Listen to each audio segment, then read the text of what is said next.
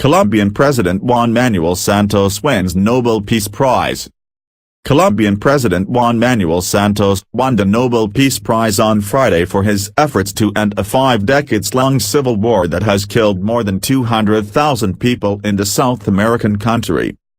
The award came just days after Colombian voters narrowly rejected the peace deal that Santos helped bring about, and Nobel authorities conspicuously left out his counterpart, Rodrigo Londoño, the leader of the Revolutionary Armed Forces of Colombia, from the honor. The Norwegian Nobel Committee said that voters' rejection doesn't mean the peace process is dead. The referendum was not a vote for or against peace, it said. What the no side rejected was not the desire for peace, but the specific peace agreement. Santos and Londoño, better known by his nom de guerre Timoshenko, signed the peace deal last month, ending a half-century of hostilities, only to see a major setback in the shock vote against the agreement in a referendum 6 days later.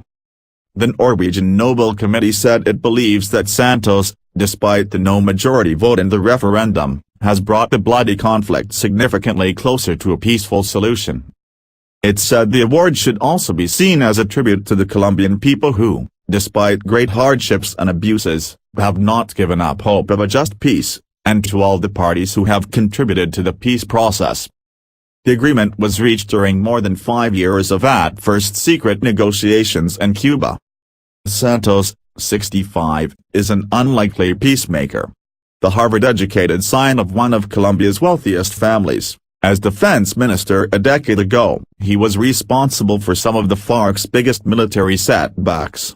Those included a 2008 cross-border raid into Ecuador that took out a top rebel commander and the stealth rescue of 3 Americans held captive by the rebels for more than 5 years. Under the peace deal he negotiated, rebels who turn over their weapons and confess to war crimes will be spared time in jail. FARC will also get 10 seats in Congress through 2026 to smooth their transition into a political movement.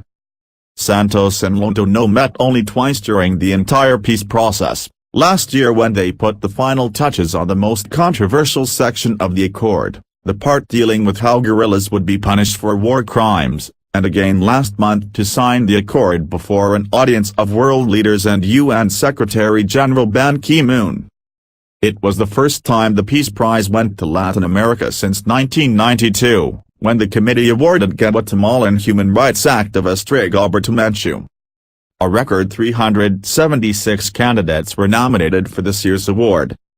Last year's Peace Prize went to Tunisia's National Dialogue Quartet for its efforts to build a pluralistic democracy.